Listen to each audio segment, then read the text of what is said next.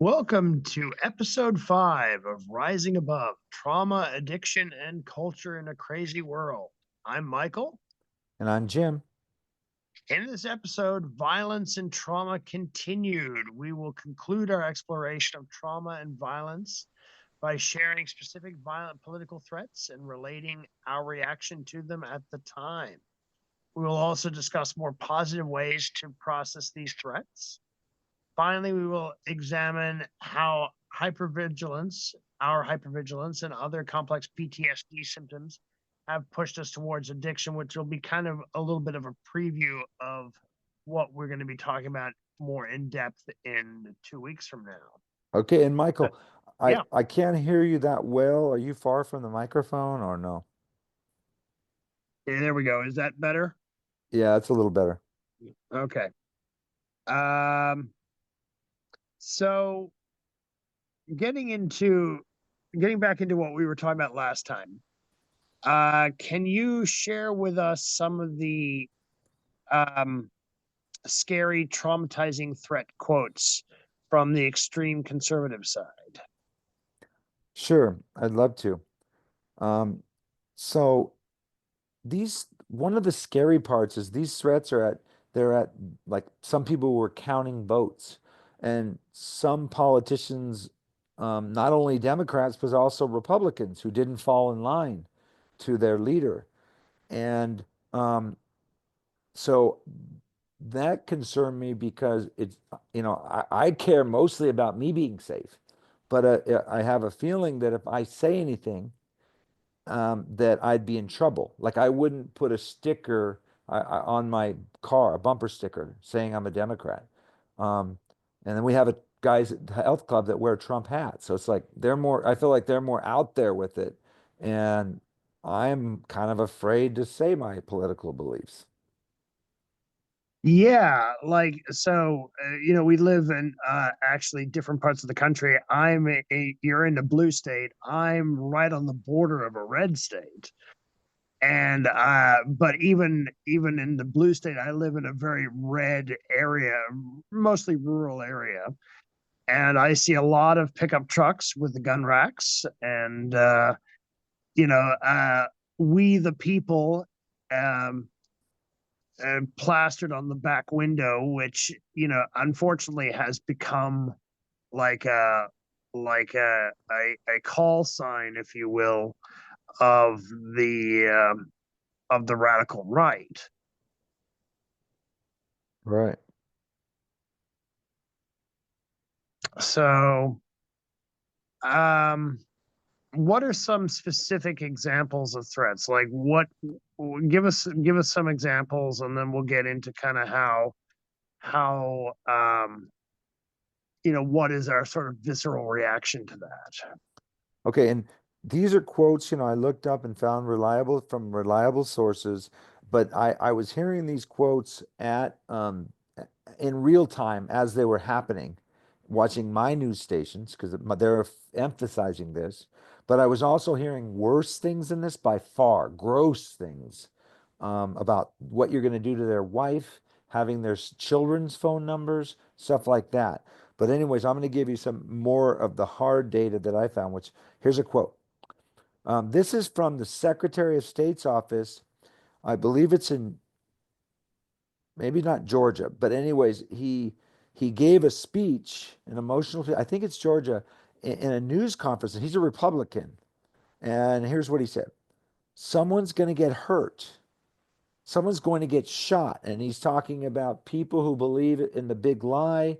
And they are, of course, if the big lie is true, I mean, look at all these evil people that are going to certify the election. So they're threatening him, they're threatening others. He said, um, yeah, he said, someone's going to get killed. It's not right. All right, that was him. That's one. And then, among other things, there was a Twitter thread accusing a young technician. I'll call him a vote, not a vote counter, but a technician. It's a job, paying job. He was working on the recount of altering votes. So he's doing a recount. People are accusing him of altering votes. And it led to his identity being released and calls for him to be hung for treason. Now, I mean, I'm sure the people could argue that he was doing it, therefore he should be hung. But from my side of view, I don't believe he was doing it, and now they're going to hang him. So I'm doing my job, and you're going to Well, hang me. yeah. I mean, like, even first of all, even if,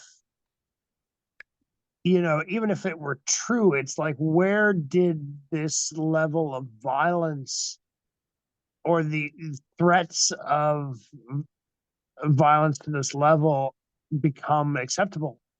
It's Exactly. And like, go ahead. well, it just, my reaction, and of course, I'm very much, I grew up, in a similar environment where it's I think, I had the experience of being powerless. And this is really, the I yeah, I'm like kind of shaken by this, this idea that, that there people are just so open about this. Right. And and for me, the other part is that if Trump supporters kind of believe everything he says pretty quick. And so Trump says some things that are pretty, more than tall tales. He says things that aren't true. He could say that I did something bad if I wrote anything on Twitter. So if he says it, it's true for a large number of his followers, not a majority, but a large number. So there's thousands, and so they got to get you. I mean, if this stuff is true, you should go kill immigrants, man. They're vermin. So it's kind of Yeah. scary because his style is a threatening style, and so that kind of adds to the trauma of, oh my God, no one's safe, this kind of thing. Yeah, and it's like, there I suppose there've always been people like this, but maybe it's just that because the internet now allows these people to find each other and, become an echo chamber. Exactly. And Um, and you have a different style. I mean, you have an Obama, and he's constantly being careful. And he wants to say, okay, everybody, we're going to do this together. I mean, it's like almost too nice. I mean, the people rejected that. But it's like, he's not saying we're going to get you.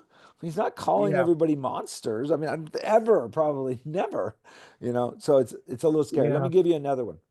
A 20-something tech in Gwinnett County. So it is Um, Georgia. yeah. Oh, that's Georgia. Okay. Today, that was, during the big lie, coming up to January 6th, has death threats and a noose put out saying he should be hung for treason because he was transferring a report on batches from an EMS to a county computer so he could read it. Again, you have people that are following and listening to what the people they believe. Could be a podcast person like Steve Bannon, and he saw it, he posts it, he says, oh my gosh, it's stealing, there it is. And it could be not true. I mean, they don't really verify anything. So it's scary to me because, again, if you step out of line with those guys, remember those guys, a lot of them would be gun owners, and a lot of Yeah, them, and again, if they really believe that kind of stuff, I mean, I'm surprised there's not more deaths. I'm amazing. There must be nicer than I think they are. So, anyways, here's yeah, another one. His family is getting harassed now. Oh, it's the same one. So they had that death threat with nooses, and there's a noose out there with his name on it, and it's not right, he said, adding, I've got police protection outside my house. Fine. I took a higher profile job. So this guy actually has a job in government. I get it. The secretary ran for office. His wife knew that too. So, he's even saying, okay, you can threaten the Secretary of State. But this kid, and he's referring to the guy who's getting death threats, he just took a job, and it's just wrong. So he took a job. He's trying to do his job. Again, the big lie. No, he's not. And now they're threatening his life. So that to me is like, yeah, it's like how it was with my dad. My life is being threatened again. It could be me. I could be next because I believe that there is no big lie. yeah. Well, and again, like, I mean, like, I think what I keep coming back to is, like, even if the big lie were true, and of course I don't believe it's true, but, like, even if I did, I would not be calling for people to be hung, people to be shot, people, that is monstrous stuff. That's animalistic. It's just not how civilized people behave. But see, I'm different there. And I think it's part of my trauma and all the times I backed down was a wimp. Okay. Because I was too scared of my dad being physically superior, a force of nature. Um, Mine is more like, here's my logic. If there was a big lie, that means they took over the government. They took it over. And it's a person I hate. I mean, they're hating Biden. It's like, what are you doing? You should be, I mean, at least protesting, but who knows if you're going to end up in arms. What? They Mm. stole the government already. Democracy's over. So that big lie to me is a big monster. I mean, oh my God, you Yeah. could justify so much behavior with that. So then is it the inability to think critically, or is it could it be even that their own trauma is motivating this kind of quick rush to violence or the threats of violence? Well, maybe they've had things taken from them. There could be, people lying and, they feel like they're cheated, the system cheated, they're not doing well, or as well as they should, they think. And so they're vulnerable to that, to being Yeah. violent. But me, traumatized person, I'm vulnerable to that because again, I'm a pretty nice guy. I'm not violent at all. I don't have a gun, but there's kind of part of me is like, if they're going to start coming at you, you got to get a gun. I'm not against guns. You got to get a Yeah. gun. What are you going to punch them and they have a gun? So it's like, and then if they already overturned my government, I don't know. To me, it's that's Trump selling the big lie and all the people who are talking about it that it's a fact. And once you got that, I don't know. I mean, I'm just they might maybe they don't really believe it because it's like that's a full-on insurrection. They stole it. Democracy was killed, and you need to stop that. I mean, geez. So I mean, my Yeah. theory is and so the people doing it, they're just angry because they won. And it makes sense to me. Now you wouldn't go crazy, and maybe I wouldn't either. But I'm a little, I mean, there's part of me that would at least go to protest, and Yeah. maybe Well, I I don't think I think I wouldn't plan on shooting somebody, but I'd get pretty angry.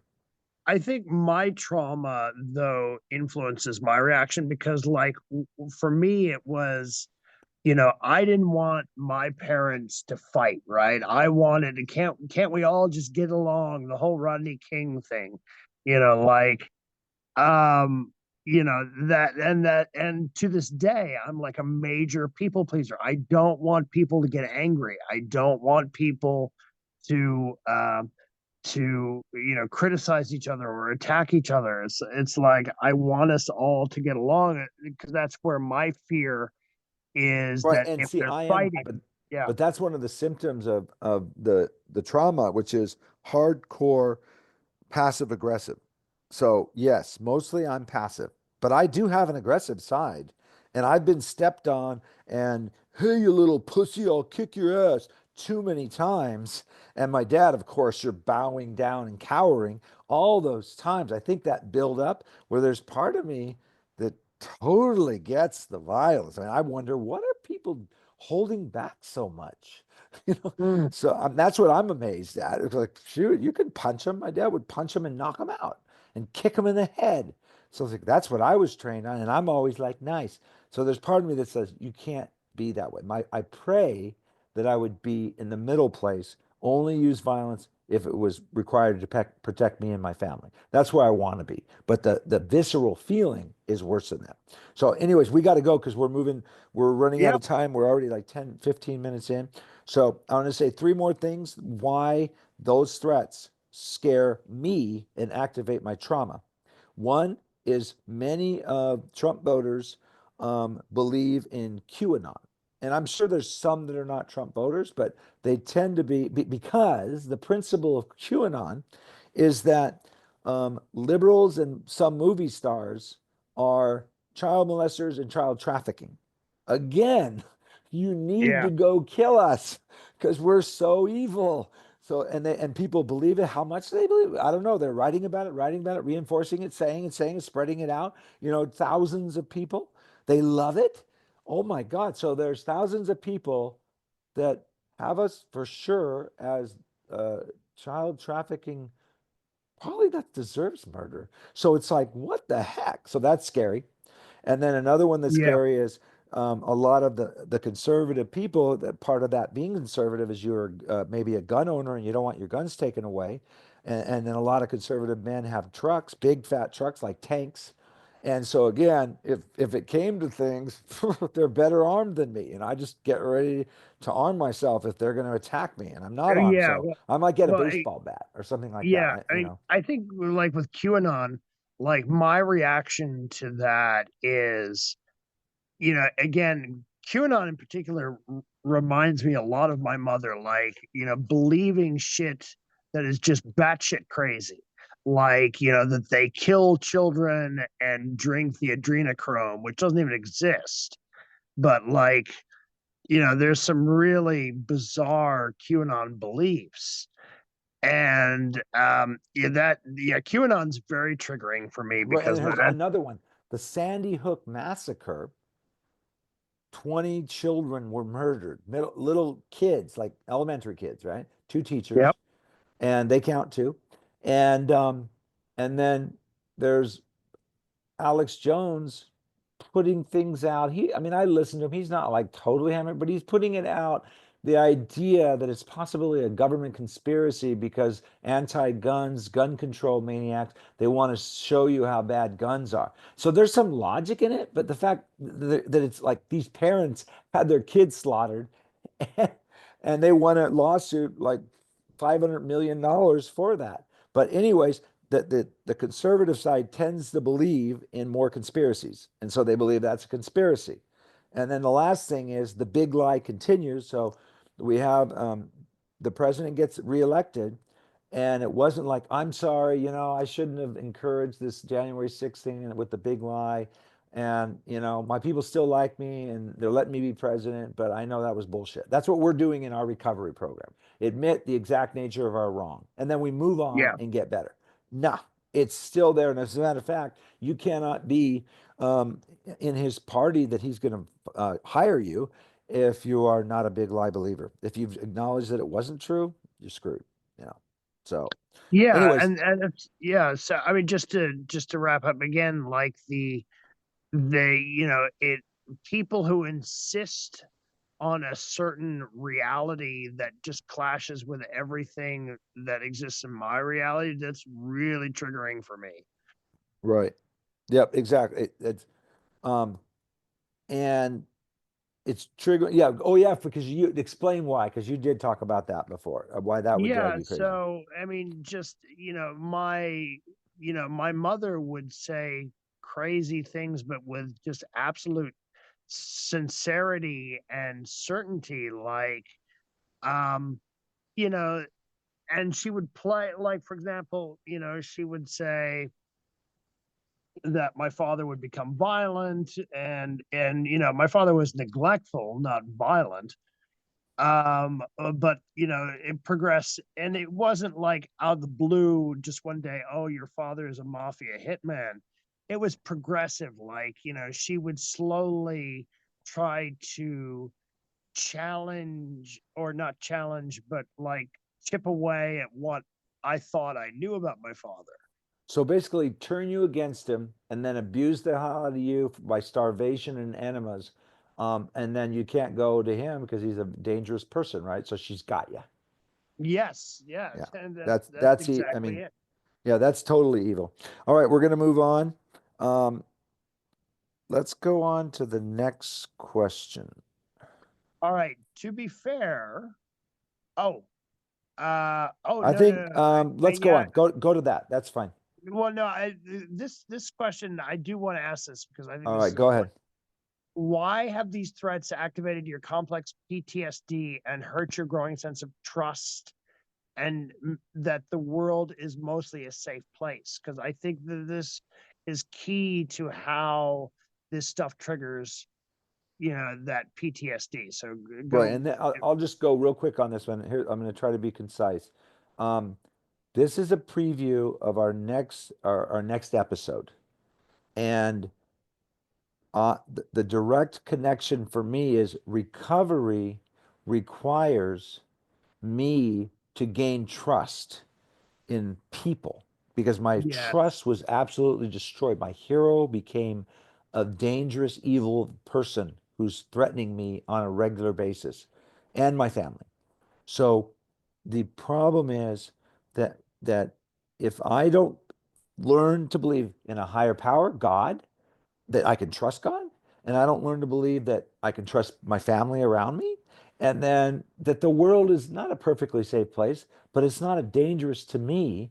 That's part of the recovery process, and this just punches it, punches holes in that, and that's why it made it harder for me.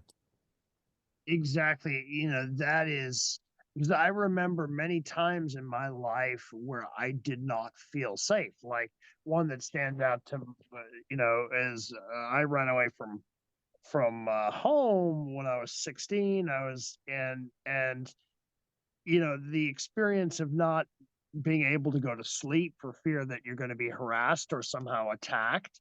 That is that is what I feel now in this political world. Right, and you haven't mentioned that directly so much in terms of part of your trauma, but that definitely was. Yeah, yeah. Well, I've got I mean, because think that's about it. The definition of PTSD, you think you might be killed or hurt bad. You have that one time and you're starting to get there, complex PTSD. And that yeah, was like for days you had that. So it's like, ooh. yeah, yeah. All So yeah, right. that's a good one. Uh, so to be fair, what are some examples of threats from the extreme liberal side? Okay, I wanted to say mention that because I know one of our top listeners, actually he's our very best loyal listener. Um, he wants to hear both sides. So I will tell you some of the history behind liberal violence. Basically, violent anarchism is one of the original strains of domestic violent extremism and terrorism in the US and in the West. And at the turn of the 20th century, that was endemic. And it was common in a variety of countries. I can think like unionists who are, that's on the liberal side. They want unions to get better working conditions and they would blow up mines or use dynamite to kill people. I mean, there's plenty of evidence of that. So that was a liberal type of move. More recently, just the Garland, the head of the Justice Department currently, he reiterated that justices, because they're getting that the Supreme Court justices, that they now need 24/7 protection, including at their residences. So they need protection at home 24/7. All the justices, and probably the biggest cause is overturning Roe versus Wade. But whatever, if they believe that, and they didn't weren't violent, and then they're right now being threatened. But it doesn't affect me. So, but it's an example. It threatens people. Um, Yeah, Another one is Senate Majority Leader Mitch McConnell and Republicans on the Senate Judiciary Committee issued a letter to Garland, and they were demanding answers about a lack of prosecutions after there were recent protests at the justices' houses and amid heightened threats. The justices are getting threatened, and then a bunch of people out there going yelling at them with anger, probably hatred voice, and not coming in. But I mean, that's the exact trauma that I'm recovering from. And yes. not exact, but But that's the kind of thing. although it's interesting that we don't have now, of course, we don't have the specifics of these threats. I mean, it could just be like, "Oh, Brett Kavanaugh, you suck" or whatever. Not Well, no, necessarily. I don't think they would have 24/7 security detail, or some of them were issued um, bulletproof vests. So Mm, to me, I don't know. I think it's pretty sure that they were threatened in a way that would really traumatize me.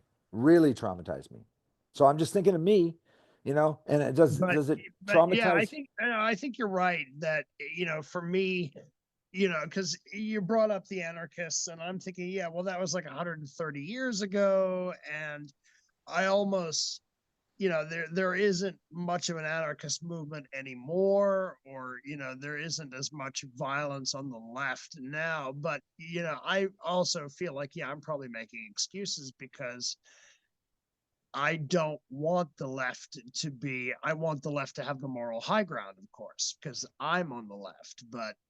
But yeah, I don't know. I'm probably, like I said, I'm probably making some excuses there. Anyway, go Right. I on. mean, the two big issues for me are that one, I am on the side of choice. So I'm already kind of, or not kind of mad about their decision to overturn Roe versus Wade. So that makes me a little less sympathetic. But if I, like we're doing right now, oh, and I don't feel threatened. It's not me. I'm pro-choice, and I'm not a judge. So it's absolutely totally removed from me. But if as I'm talking to you and I put myself in their place, that don't go down well with me. So that is the trauma. So Yeah. the liberal side is creating the trauma. So and then here's a couple more. At a judicial conference in September, Justice Amy Coney Barrett said that she had been given a bulletproof vest, and her son asked her about it. So it's like, mommy, or he's 13 years old. So it's more like, mom, why do you have a bulletproof vest? So I'm not saying that 13-year-old son was threatened. And that's kind of some of the things I've heard. The wife gets texts, they get her number. But on this one, still traumatizing. His mom might get shot. So that, again, if for them, it's traumatizing. That kind of news does not traumatize me, but as I think about it, I don't like it for them, but it doesn't re-traumatize me. All right. And then the Yeah. last one is the Chief Justice Roberts also decried the release on the internet of judges' homes, home addresses, and phone numbers, leading to angry, profane phone calls and visits to the judge's home, whether by a group of protesters or worse, an unstable individual carrying a cache of weapons. So those guys showed up at his home. And so again, the question, is there violence on the left? Yes, there is. Does it traumatize me? Not so much. Yeah, and I think maybe we want to. I mean, again, I feel like I have a tendency to kind of minimize any threats of violence from the left, because I tend to, as a leftist myself, I tend to think of the left as being intellectually more superior. Right. And Uh, compassion. We have a kind of a commonality with a compassion of humanity and not liking it that people get hurt. That is part of our yeah, but the interesting values. thing is that I'm having my sort of visceral reaction is, I don't necessarily care that these people are getting threatened, because I don't like the things that they do, which in a sense makes me not really much better than the ones on the right making the threats. Exactly. But to me, and so that's the other thing I wanted to say before we move on, is that the yeah, because we're getting running out of time here, is that even so, I'm more sympathetic to, the liberal side. So, the threats are, but even so, the ones like QAnon are spread out. I'm a liberal. It's the liberals are child sex traffickers. Okay, so it goes to a whole group. And so this idea that they're setting up people like us, that it's okay, actually you should kill us, um, and Yes. that is so popular, not five guys, thousands. And then Trump even acknowledged them, so that part, it becomes traumatic, because even though I have empathy for the justices, I do not feel threatened. Why would they? That has nothing to do with me or my family. We're literally Yeah. not threatened in any way. Whereas some of these other things, if we say the big lie is a lie, whew, well, we're threatened. So to me, it's Yeah. a lot And more directly threatening to me and and my family. you know I th- you know this is for me what makes one of the things that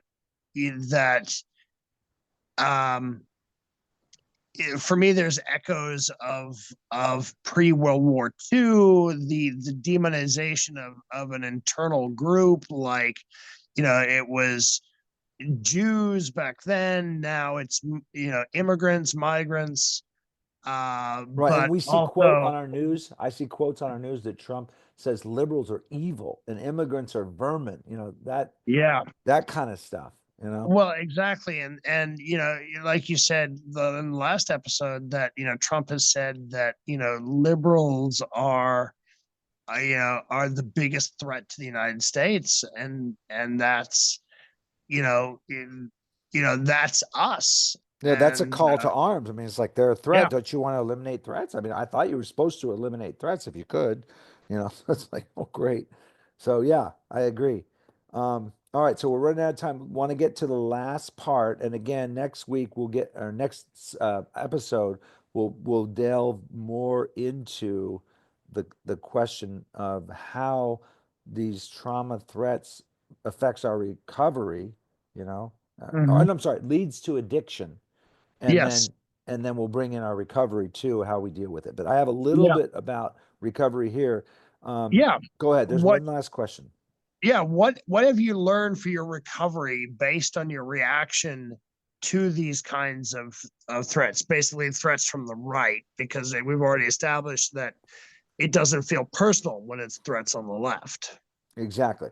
So we got into this briefly in our last episode, but there were several ones that I missed, and I'm gonna share some of mine, and then you can share if you have any, and then we're done. So um,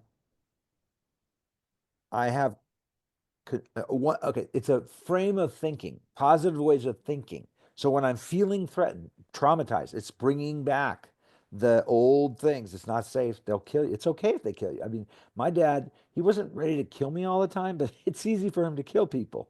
When I asked him, Mhm. he said he wasn't sure if he killed anybody. And so, Mhm. but this comforts me when I say I have conservative friends. Most of them are conservative, and people in my family are conservative, and conservative friends, colleagues, and I'm telling you, they treat me with respect and dignity. They do not threaten me. And actually, a lot of them I might want to have on my side. If I mean, I've seen some crazy liberal people that are like, social justice warriors, or just out of control, sick, and they're going to threaten me more than the conservatives. So I hope that would mean that they're not going to have some sort of civil war or something like that. That those guys are my friends more than they're friends of Trump. Let's put it that way, or the Yeah. the Proud Boys or something. Do you think that that education though is a factor there? Because we're both fairly, we both have advanced degrees, and we know, like those conservative friends that you're talking about, do they also have advanced degrees? Do you think that education, that's the difference between the guy in the pickup truck with the gun rack and the "We the People" on slapped on the back of the truck? Yeah, well, it might be partially. I mean, the people I know are all educated, well educated, um, but the the insanity, like if they were talking straight politics and listening to their news, they could get all riled up. They're not going to come after me. So I don't feel threatened by them because they love me. And the love is more important than some ideology, you hope. Because ideology is in your head. All right. Yeah. So that's what. So the next one is um, one other healthier way for me is to intentionally not be prejudiced against Trump voters.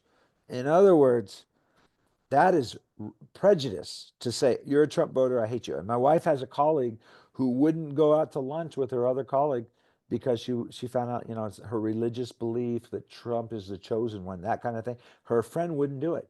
And my wife is like, doesn't like that idea at all. But Mhm. my wife went out with her a couple times recently and they have a great time. So the hope is that first of all, don't be prejudiced. What is my part? My part is not to be a prejudiced asshole because I'm going to create a self-fulfilling prophecy if I do that. Ah, And so that is another one of mine is work on my part and be wonderfully surprised because when we get into ideology, a lot of us look like monsters, But if we get into love on the ground day to day, well, a lot of those Trump voters, they know how to show people respect. I've seen it. Hmm. So that's more hope. And so in other words, I'm bringing myself hope so that I don't go around thinking the world is an unsafe place and they're all around me, this kind of craziness. So another one is work on my recovery from addiction and the dysfunctions of trauma, because a lot of that passive aggressive or hypervigilance or focusing on the negative, catastrophizing, these are all uh, symptoms of the trauma. But if I work on my recovery from addiction, well, the 12 steps they tell me I can write down how the other people's harm me, but ultimately it asks me to look at my part only, not them anymore. It says it's the Yeah. pathway to a spiritual awakening, which I must have because I'm a really bad addict. I've been sober years, but I'm a hardcore addict. Okay, I die, go to prison, or go homeless or insane. That's what I get Yeah. if I just say forget all this. So I am So, forced to look at my part. and then last one you listed is a dedication to life on life's terms. What do you mean by that? I just mean that it is what it is. So the fact is, Trump won. That's a fact, man. It's Yeah. like when I shot today, I played basketball, I missed some shots. It's physics. I mean, my hands didn't go right, but I start getting frustrated anyways.